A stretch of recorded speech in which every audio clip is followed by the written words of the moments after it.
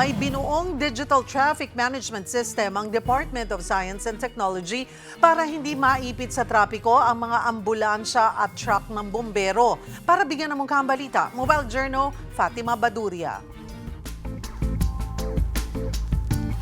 Maiiwasan na raw ang pagkaantala ng mga emergency response vehicles sa bagong proyekto ng DOST. Bawat segundo mahalaga kapag may emergency, kaya inanunsyo na ng DOST ang Digital Traffic Management System nito na service tier. Layon nitong hindi maipit sa trapiko ang emergency response vehicles o ERVs tulad ng ambulansya at fire trucks.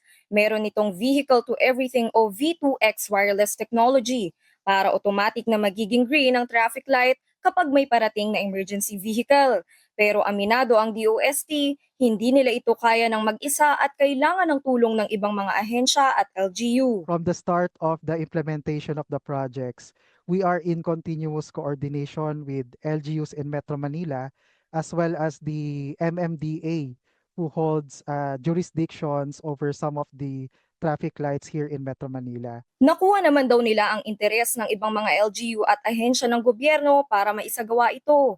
Nag-commit na ang Quezon City bilang pilot site ng service tier.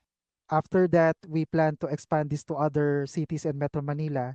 And then we also have other stakeholders outside Metro Manila in Baguio City, Bataan, and in Sorsogon. So these are just some of the initial deployments that we plan to hold as early as fourth quarter 2026 and most possibly first quarter of 2027. Sa ngayon, tinatapos pa raw ang development ng service tier bago masalang sa pilot testing sa katapusan ng taon.